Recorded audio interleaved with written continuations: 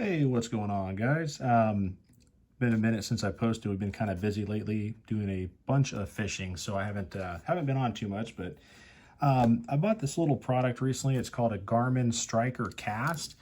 What it is, it's basically a Bluetooth fish finder. Some might say, well, that sounds like a gimmick, and I can understand that. But, I think it's kind of cool. I got it on sale. They normally sell for about 130 bucks, but they had a deal on Garmin for $79.99. So I thought, what the heck, I'll try it out. Basically, the way this thing works, you get it, you download a Garmin app for free, and then you connect it to your phone. So it'll actually transmit the depth finding, the fish finding info and things like that from the little Garmin device to your cell phone, and you can read it on your screen. Garmin says it has a 200-foot range, which I haven't thoroughly tested, but that's probably pretty accurate, I would guess. They also say that the battery life lasts approximately 10 hours. My sons and I, we like to fish a lot, and we don't have a boat or anything like that, so we mainly just like bank fishing at like small, local ponds and things. So I thought this would be kind of cool to, buy and check out and see how deep the water is. It shows you water temperature, as well as, it has a fish finder on it, so it'll show these little fish icons. When you see a fish floating underneath, it'll have a number by it, so that's basically giving you the approximate depth of the fish there. So kind of a cool little thing, but yeah, it's something I thought if you do a lot of bank fishing and don't have access to a boat and a an actual real fish finder, it's kind of a cool thing. One other thing, I could see this being really fun if you had some sort of a kayak to like throw into the small fishing ponds you go to. We've got some around here. I don't really, I guess, maybe want to call them ponds, because we do have some actual ponds too that you definitely wouldn't take a kayak on, but we've got some that are more in between, like a larger man-made pond. Wouldn't quite say lake, but getting there, and you can take a kayak on those, and that might be kind of fun to actually tow this thing along.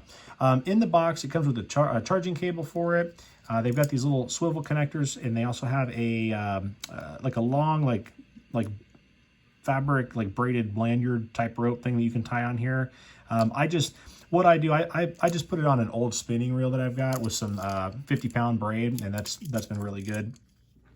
Hopefully I don't lose the thing. That would kind of stink, but maybe if I do, it'll float back my direction. But I took a little video that I made. I'll show you guys in the end here. It's super brief. I just went to this pond across the road and threw it in on the side. It's only like 2 feet deep, so it's not a great example, but it'll at least give you an idea of kind of how the screen looks. I'm gonna get out there. So we've been doing fishing a ton lately. So yeah, I'll have some more opportunity to play with this little device, but yeah, check it out. Garmin had it on sale for 80 bucks. They normally sell for $129.99. Mine's the non-GPS model. They do have a GPS model as well. It's $50 more. That actually might be kind of cool if you used it. They have like a mapping charting type feature to where you can basically download the findings of the device, and it'll chart via GPS and where you're at onto like bodies of water. And then there's some sort of like, I don't know if it's like quite an online community or some type of mapping thing that you can upload and check within the app, and might be kind of cool if you wanted to map out some local bodies of water. But yeah, Garmin Striker Cast, if you like to do fishing and you're a bank fisherman like me, it might be something to check out.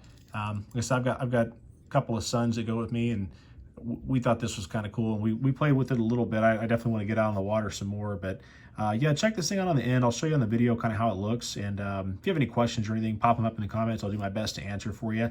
I think I might have mentioned already, but a 200-foot radius, 200-foot range of Bluetooth on this. Garmin says the battery life lasts for about 10 hours. Now, I did read some comments online. The majority of the negative comments had to do with the actual draining of the battery life on the cell phones of the users, and not so much the device itself.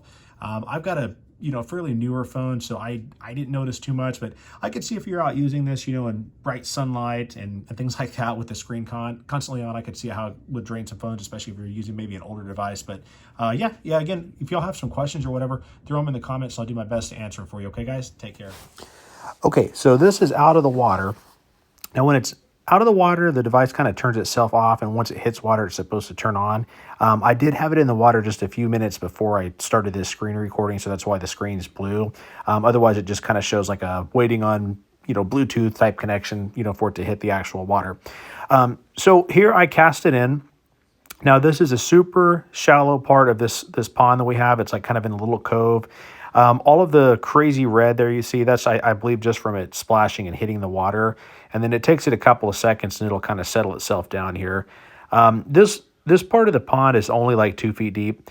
So you can see up on your top left-hand side, it shows you about 1.9 to 2 feet deep. Shows your water temperature about 80 degrees. That's probably why the bass have been hiding on me so much lately. It's a little warm.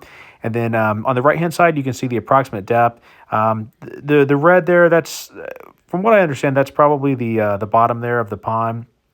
That's where it's getting the 2 foot deep from. And then, it kind of shows you about where you're at. Now there, I didn't really see any fish in this specific part. Here in a moment, I'm going to go ahead and recast this though, and we'll get into, I think it's about 3 feet deep in this next one here. So bear with me just a second. And I'll also show you, yeah, so I lifted it out of the water at this point, and I'm trying to recast it. So it's kind of tough. I was trying to recast while holding a spinning rod and this phone and try to cast it over these giant weed bushes. Okay, so we're back in the water. You can see it's about 3 foot deep, and you can also see a small fish there going by. It shows basically the fish, and then the number beside it is the depth, so it's saying that fish was approximately 2 feet deep. And we've got another one there at 2 foot deep. So pretty cool little thing. There's a bunch of settings on this that I haven't actually played around with yet, but I think it's kind of fun for like a small pond, and I think it's kind of cool. My boys like to play with it too. So yeah, anyways, but I hope that helps. And I mentioned earlier, if you guys have any questions on this, I'll do my best to try to answer them. Like I said, I'm still learning about it and all of the settings and everything as well. So, well, I hope you guys enjoy this, and have a great evening, you guys. Take care.